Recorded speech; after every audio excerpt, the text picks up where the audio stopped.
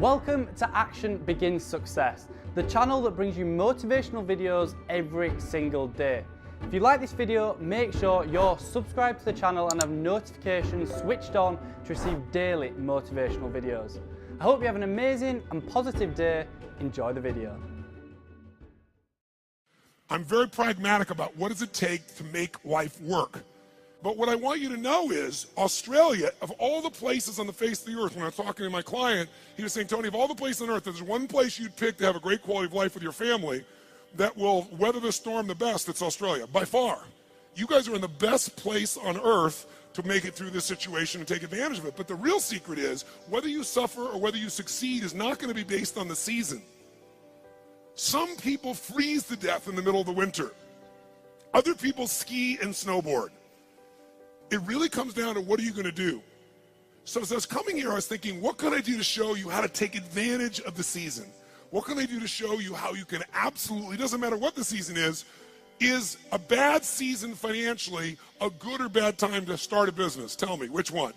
When the economy is toughest, is it a good or bad time to start a business? You tell me. Which one? You go, well, of course, that's what he expects me to say is good. But it's the truth. If you look at the Fortune 1000 companies around the world, 65% of them were started in a depression or a recession. The reason is they were started with somebody when all the competition was freaking out. Somebody could start like Apple Computers in the middle of a recession with selling their Volkswagen bus and coming out with some ideas because everybody else was scared and wasn't willing to do whatever it took. Disney started in the depression. Right? Fortune magazine started in a depression. How are you going to build your fortune in the middle of a depression? It's why they're one of the strongest companies in the magazine business, and a business that's pretty horrible for most people. If you look at Microsoft, it was a recession. You look at the best and most powerful companies, it's because they understood something that's really critical, and that is, don't ask it be easier, ask and make yourself better. If you get strong during the tough time, you'll dominate for the rest of your life. But what I think would be useful is maybe walk you through a tool that I've got that I've developed over the years to turn companies around. And the fundamental tool is there are areas of your business, every one of you in this room, no matter what your business is, if you're in business, you're probably doing something well. How many got some area of your business you're proud of, whether it be marketing or sales or the product or the service? How many got an area you're proud of? Say I. How many got an area you're less than proud of? Say I. The challenge is, where does our energy go? To the areas we feel most skilled and powerful in, or least skilled and least powerful in? Which one? No, our energy tends to go to the areas we feel most powerful. We do what makes us feel good. We do what we feel competent in, not what we feel incompetent in. And business is complex. It doesn't have to be, but it is. So I thought maybe there'd be a format I could give you today is, let's walk through what the business environment's really like right now, and then let's see if we can walk through what are the areas that if you were just to do this, if I never saw you again, and my goal is to see you again, my goal is to add enough value, go, okay, this is no brainer. I'm going to take 4 days when Tony comes back, I'm going to go in this experience and be immersed and grow my business 30 to 100%. But if I don't, here's what I want you to do, or if you don't. I'm going to cover 7 areas that are what I call the 7 forces of your business. Each force has a forceful impact on your level of success or failure, profitability, etc. There's some areas I bet you're doing good in. Some areas you could do better in. Some areas you're very weak in. The problem is, a chain is only as strong as its weakest what? And in business, so many businesses go through challenges because those weak links are the ones that destroy you, not your strengths. It's true around the world, but actually Australian business is interesting, a little bit more intense than even business in the US in one category. What percentage of Australian businesses are still alive 5 years after they start? Who knows? What percentage of Australian businesses are still alive 5 years after they start? I'll give you a clue. 90% of all Australian businesses are gone in the first 5 years. If you and I are going to really make this thing work, it's that we got to look and say, okay, why do they fail? Why do so many businesses fail? Why is it? I mean, good-intentioned people, smart people, strong people, and yet they still fail. And many of them have good products, good services. They had great advantages when they start. They may have been successful for 3 or 4 or 5 years or even 10 years. And now they're gone. I will tell you what I've seen in my life, and I've had the privilege now of working around the world with 50 million people through my books and tapes and audio and video programs, but I've worked with 4 million people, 4 million from 100 different countries over the last 34 years. I can clearly tell you there's patterns you don't miss when you've been with that many people and that many businesses. And the one pattern I can tell you above anything else is most businesses fail because they fail to anticipate what's coming. Write that down. Write down, anticipation is the ultimate power. If you fail to anticipate, no matter how smart you are, you're going to end up reacting and your business will pay the price. And the price in the sport we're in is death of the business, just like a gladiator. Now, what do I mean by this? Maybe I can show you what I mean by giving you an example that more people could relate to. I want you to sit up in your chair with some energy. So I know you're in it. Sit up in your chair with some energy. Make sure the person next to you's got some energy.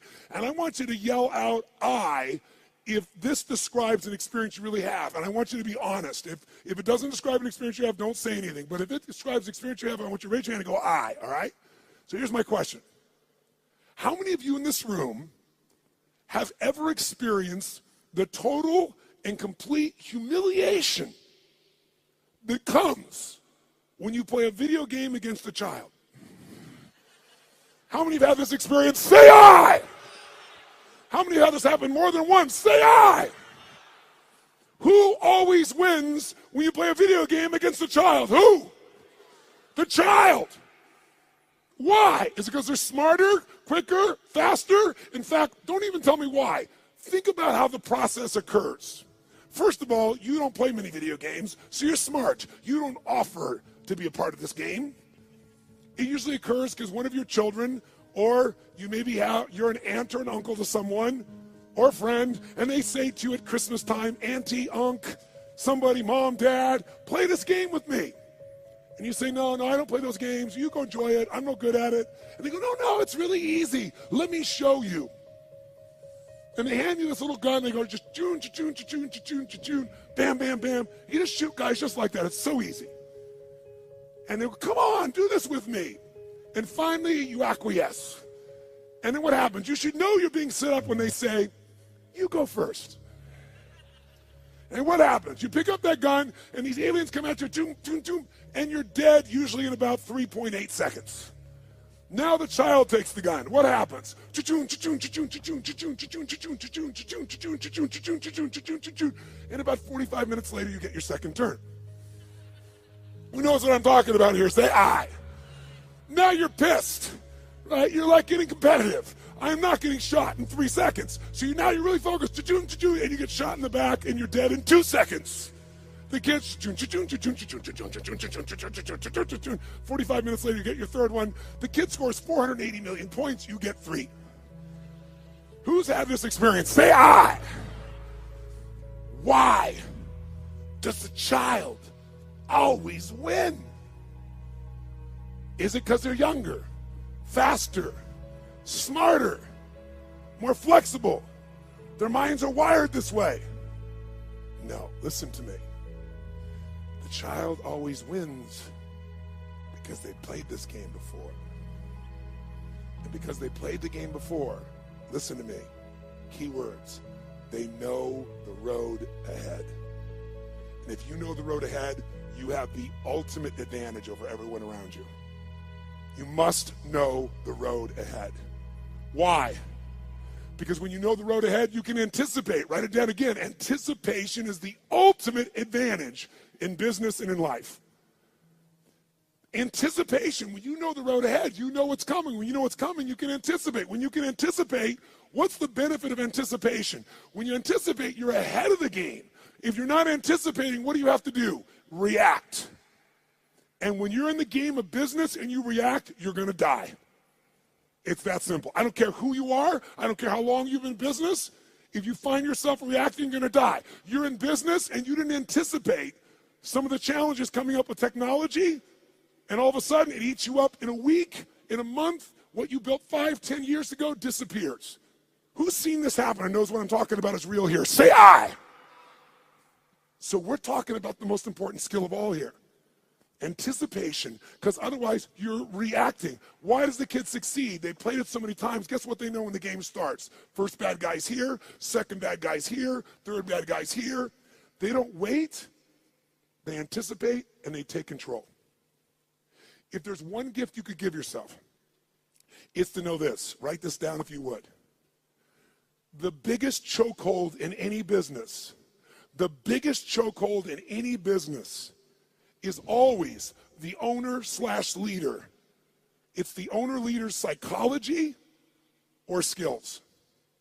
The biggest chokehold in any business is the owner-leader's psychology or skills. Your mindset, what eats you up is you don't know what's coming. You don't have the skill to handle what's coming because you don't know it. Or you're so beat up psychologically, emotionally, by what you've been through, you can't find the answer. So as a result, you end up with a story that limits you. You end up in a state that limits you. What's stopping the business, another way of saying this is, the story, the state, and the strategy of the owner or the leader. If you change that owner or leader's state, story, and strategy, you change everything. If you don't, they're not going to succeed. So Bill Gates is a gutsy bastard.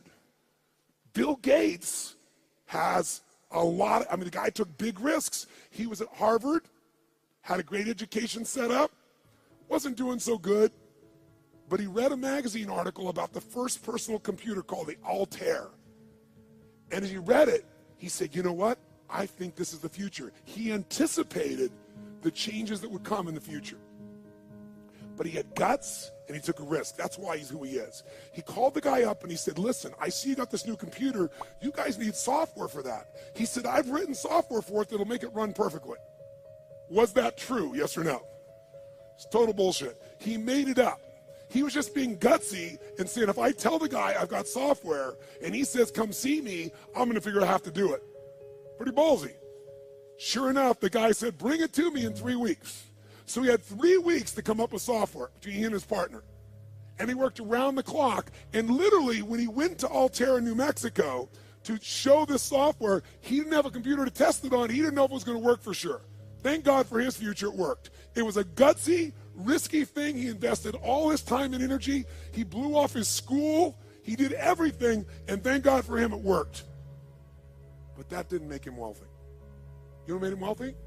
Something called MS-DOS. MS-DOS was software that he did not write. He bought MS-DOS that made him $3.5 billion for $50,000. Bill Gates bought it for $50,000 from somebody else. He saw IBM and he was studying his competition. And he said, they think they're in the computer business, and I think the computer business is going to become a commodity at some point in the future. I want to control the intelligence that controls those computers. So what I'm going to do is I'll offer the software and I'll just go buy it from this kid over here. Now, $50,000 is a huge sum of money. Most business people don't have guts, they don't take risks, and they don't invest. He said, I got to do this. Rolled the dice, got it locked up, went to IBM and convinced them. Now, IBM wanted it. What did IBM want to do? They wanted to buy it from him. He said, no, I'll rent it to you. They said, no. He said, look, you're not in the software business anyway. You're in the computer business. You don't want software. Software changes. You don't know that area. Let me do this for you. The biggest strategic, remember I said your life is controlled by your what? Decisions. That decision made him wealthy. That decision for IBM made them a has-been in a short number of years. You have to anticipate the shifts. Am I making sense with you here? Yes or no? So, what's the solution? The solution, listen to me, is constant and never-ending improvement on the areas that control the success or failure of your business. Constant, never-ending improvement. It doesn't have to be huge, but it has to be constant. Incremental improvements in the areas that matter on a regular basis, and you will dominate as long as you also anticipate. So let me give you 7 real fast because I'm on tight on time. Let me give you the first of the 7. Let me show you how it works. I'm going to start with the end in mind. If you're going to be successful in business, The end outcome, what makes somebody successful in business, is not that they make a sale. If all you do is make a sale, you made a little money. To have a business, it has to be sustained. To be sustained, you have to build clients, or at a minimum, what I would call raving fan clients, raving fan customers. Now, why is the target of all business a raving fan customer? Well, first of all, what makes a human being wealthy in financial terms? What will make you wealthy is only one way to get wealthy and stay wealthy. Add more value to other people's lives than anyone else can possibly do. If you add more value than anybody else, you will have people be a raving fan of your product, service, or company. And raving fans are the best marketing in the world, because today, nobody pays attention to advertising unless it's shocking. And even then, it doesn't necessarily sell the product. What sells products today is people telling people this is the best shit you can get. How many agree with me on this right now? Say aye. And you can't buy that word of mouth. You can only deliver it by delivering such an incredibly valuable experience or product or service that people tell everybody about it. The first key to getting to that target, if we're gonna grab hold of our energy and we're gonna race towards this target, is you have to do step number one. Step one in a business is you got to know where you really are. You got to know where you really are, and you got to build what I call a business map. Now, what do I mean by a business map? Well, think of it this way. How many of you in this room have a 5-year business plan right now for your company? 5-year business plan, raise your hand. Now, a group of 9,000 people, I'm seeing maybe a dozen hands. The reason you're seeing a dozen hands is because even if you have to do a 5-year plan, it's bullshit. And I'm not being disrespectful. It's bullshit. Why is it bullshit? Everyone tell me. Why is a 5-year business plan in the world we live in today total bullshit? Why? Because the world is changing so fast, you have no clue what's going to be here in 5 years. You're kidding yourself. So what do you throw up your hands and just hope it works out well? That's a disaster too. What you need is a business map. A business map means you understand the territory. You understand what's happening, where it's happening, so as you're moving along, you can adjust with that map to get where you want to go as the environment changes. The way you frame what business you're in to yourself is the single biggest limit in your business, and I promise you it's limiting who you do business with as well. You know, if you ask Peter Drucker, one of the greatest business geniuses of all time, he used to say, there's really only one question, maybe two in business. The question is, what business are you in, and how's business? You must control the meaning within yourself, within your team, and then the way you market it, but you can't do that until you're crystal clear what business you're in. And every 7 weeks, you should be digging in deeper to what business you're in, or you'll ask a third question. What business do you need to be in? Because let me tell you something. You didn't experience in 2008 in Australia what the rest of the world did, but you're going to experience some of what the rest of the world has experienced coming soon. You're going to experience it in your real estate market, you're going to experience it in your shares market, and you're going to experience some unemployment on a much larger scale than what you guys are uncomfortable with right now. It's coming. I'm not here to be Mr. Positive, and I'm not being negative. I'm saying it's coming, so you want to take advantage of winter, not let it freeze you to death. And you can, because when everybody else is scared and hesitating, if you're doing the things I'm showing you, you will take their market share and you will dominate. Even if you're a little guy, you can become a big guy in this time. Because the time in which things change is tough times. That's when little guys become big guys. Because the big guys are doing the same boring shit over and over again and they're not flexible. But I got to tell you something. In order to succeed in your business, you got to fall in love with your clients and not with your products and services. But here's the other question. What stage of the life cycle of a business are you in? Listen to me. This understanding is the most important understanding of all, and I can't give it to you all here. I take a day on this. When I say I give people $1 million guarantee, the reason I'm giving that $1 million guarantee and no one ever takes me up on it, I mean, I think 2 times in 3 years someone's taken me up on it. And when they did, I've been glad because I didn't want a stupid person in my seminar. I was like, if you can't see this is going to save you $1 million or make you $1 million, you shouldn't be in here, right? I'm happy to refund your money. Is this material. And this material is understanding the life stage of a business. See, businesses have life cycles just like humans do. So watch this for a second. which can get into more trouble? An infant or a toddler? Quick, nice and loud. Which one? Nice and loud. Which one? Why? Because the toddler's more mobile. They can go, what does this rock taste like? Right? Which one could get more in trouble? A toddler or a teenager?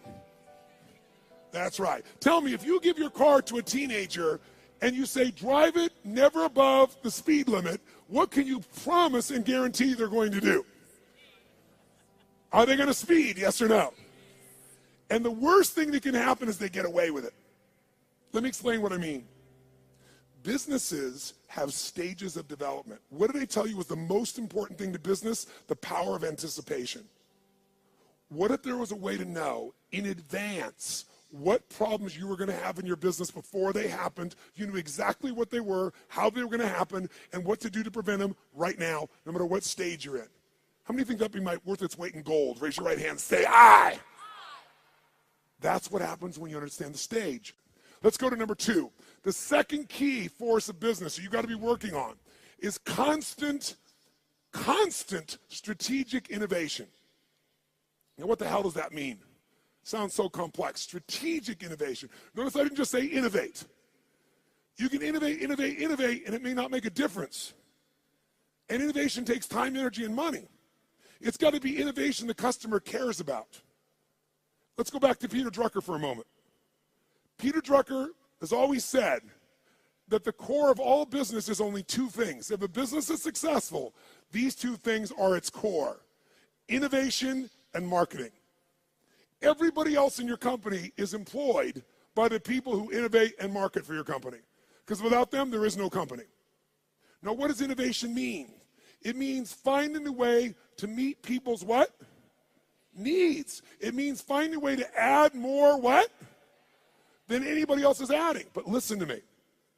And maybe this will help you understand innovation in a different way. People say, but I am meeting their needs, and my customers are really happy, so why innovate? Because it's called innovate or die in the world we live in. Let me explain why. How often does Apple Computer, even though they're the best, find a way to innovate again? How often can you count on it? Is it consistent, yes or no? Every year, sometimes multiple times in a year. Isn't it true? That's why they're number 1. So what you have to do is you can't just meet your needs. You got to meet their needs in a new way.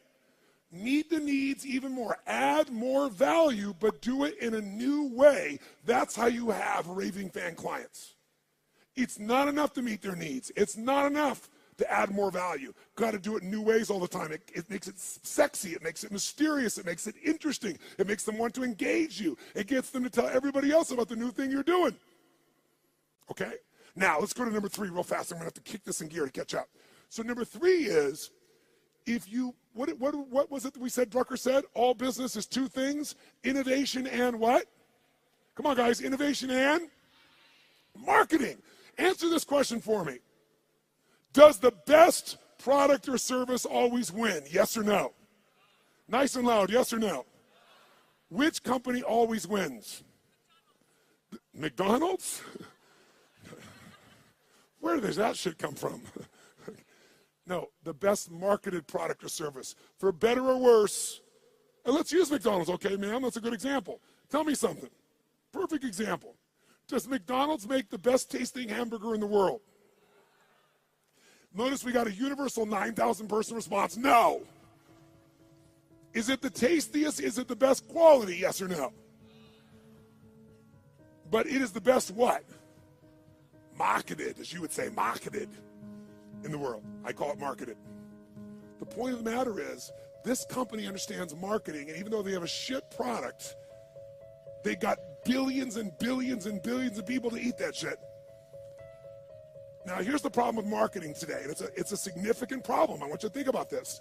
Does anybody know how many marketing messages the average person had to see 15 years ago? How many messages before they would start to seek you out to consider buying your product, where they would do something active to seek out your product? Does anybody know? 15 years ago, how many times did they have to see a message from you on average if you had a quality ad? The answer is 4. 15 years ago. Does anybody know what the number is today? 16. Now, what do you think that's done to companies' profitabilities? add value. Does this make sense? Become an education marketer, become someone that does value, because then you become the valued expert, not a stupid salesperson. Because you're giving me something, and if you give me something, I want to give you something. I'd love to give you my business if you're going to give me something, but if you're just going to advertise, screw you. Raise your hand if you follow this. Say I. And then you don't have to go for 16 exposures. You can get somebody in one exposure, and they'll answer your emails, and they'll reach out to you, and you'll watch your business grow like you can't even dream. Force number 4 is the constant, never-ending improvement of sales and mastery systems. Sales mastery systems. Marketing is wonderful, but if you don't convert that marketing into sales, you don't have a business. Now, because of time, here's all I'll tell you on this one. We're going to give you that's valuable, that's simple. How about this?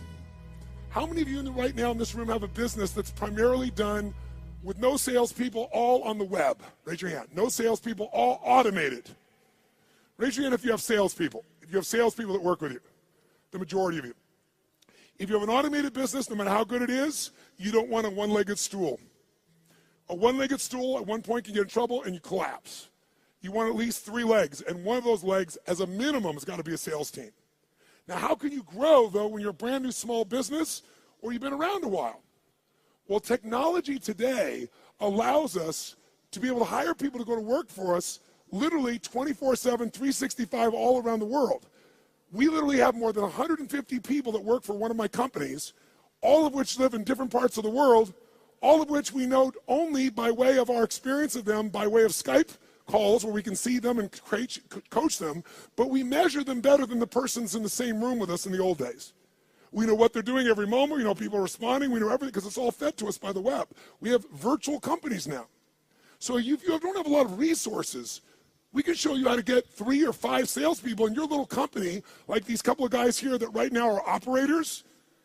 What if you had 3 people that their entire life was about how to make sure they filled your business? Well, you wouldn't have one little location, you might have 5. But here's what I can tell all of you, just give you one quick hint in this area in the time that we got. Write down one thing. Great salespeople are not trained, they are found. Great salespeople are not trained, they are found and then trained to be even better. And this is coming from a guy that's trained 2 million salespeople in the world. I did that for 15 years. It's one of my jobs. Here's what I mean by this. Write down this phrase. Nature is the most powerful factor. Nature is the most powerful factor. If I was going to give you something in 2 seconds right now, I'd say it's this.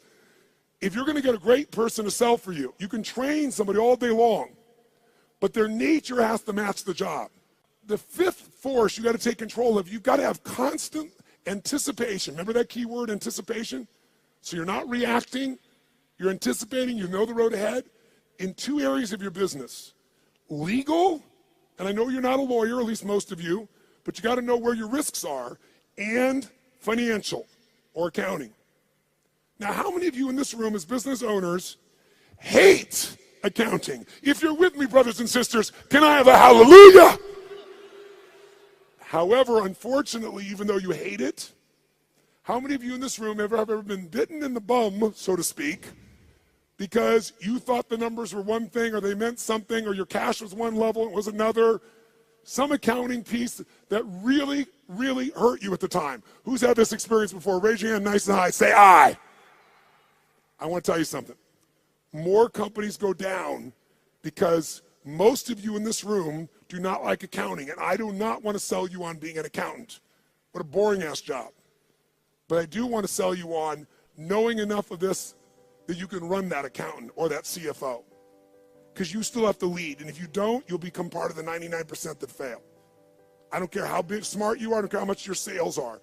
Learning how to manage your business includes the economics, and we take half a day and make it fun so that you can kick ass with any CFO or accountant, and you can ask them questions they don't know. Let me ask you 2 questions real fast. Question 1.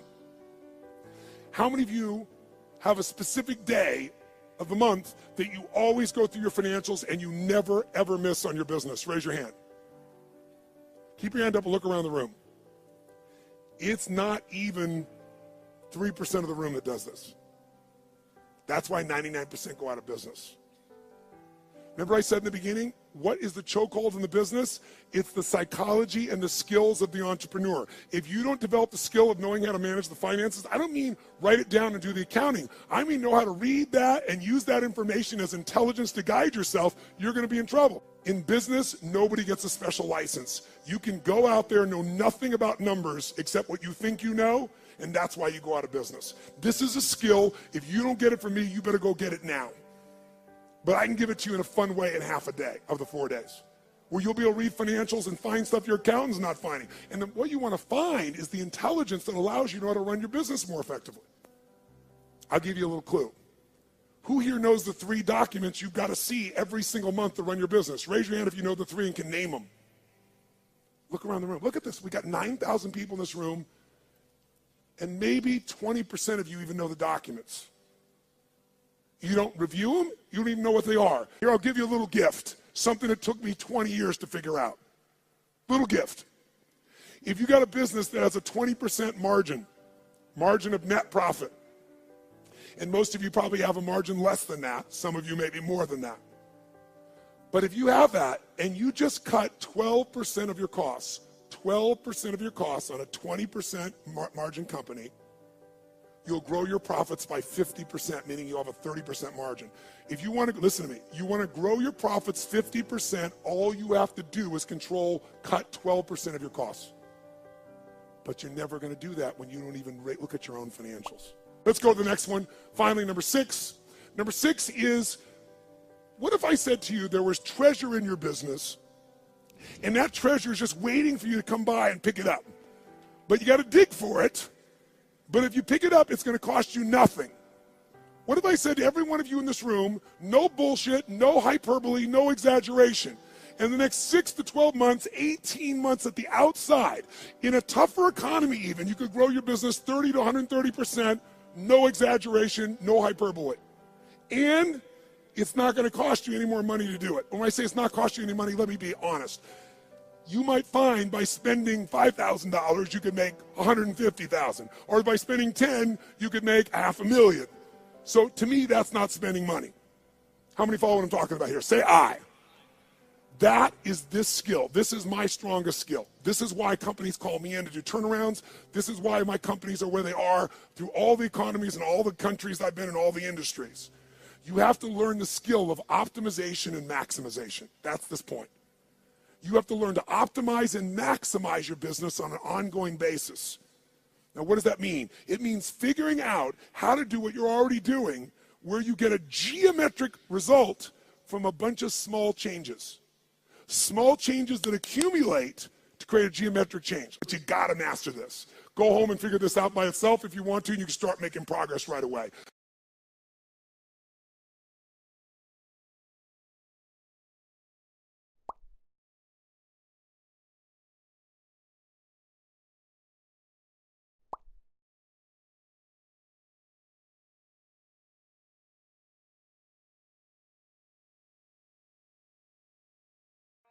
Thanks for watching this Tony Robbins motivational video. Down in the description below I have listed my top 3 Tony Robbins books, so make sure to check them out. It'd mean the absolute world to me if you could like this video, and if you have any questions or comments, drop them just below. If you want to see our most recent video, click here, or for a totally random video, click here. Once again, thanks for watching, and I'll see you in the next one.